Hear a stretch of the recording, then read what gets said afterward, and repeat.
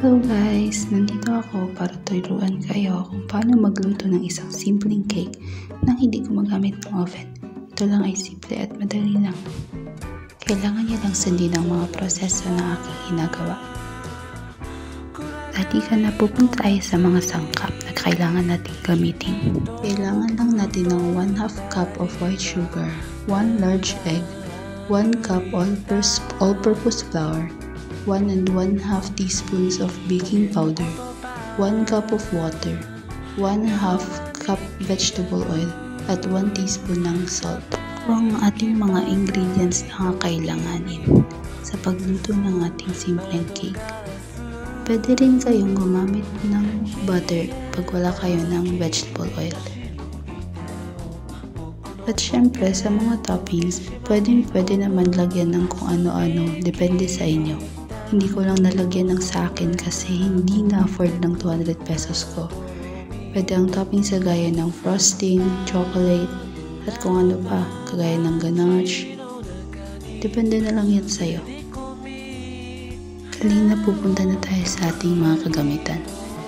Ito ang mga kailangan ng kagamitan, kasama na rin dyan ng plato at kutsara, malaking bowl at whisk, steamer, at kahit anong baking pan na magkakasya sa inyong steamer. Dahil dyan, simulan na natin ang ating pagluto.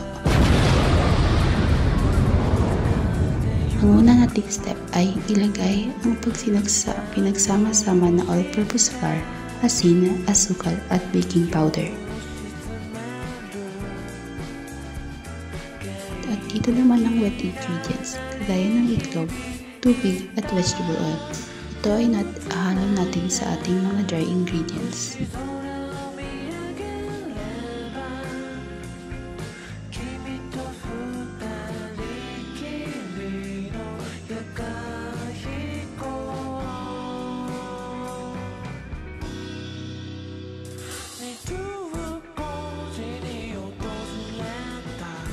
Sa pang-tatlong step naman ay paghahalu-haluin natin ang mga sangkap hanggang maging malapot ang iyong cake batter. Kapag naman ay ito ay malusaw-lusaw at matubig-tubig pa, pwede naman dagdagan ng all-purpose flour.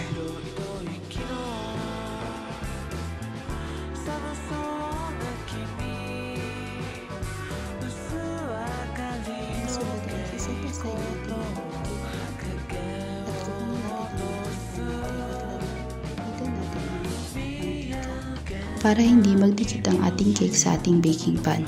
At syempre, kailangan naman natin maghugas ng kamay bago gawin ito. Sunod ay ilagay ang iyong butter sa baking pan at mag-iwan ng 1 1/2 inches na allowance dahil ang cake natin ay magra-rise at baka mag-overflow. Kaya lagyan natin ng kaunting allowance.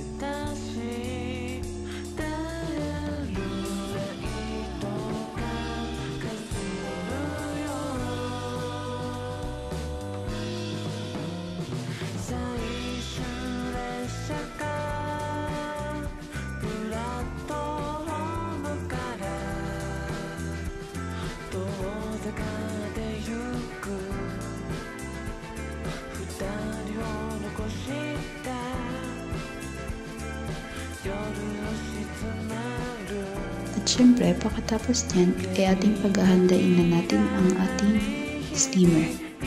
At saka, lalagyan na natin ang ating cake batter sa gitna at tatakpan dito at maghihintay.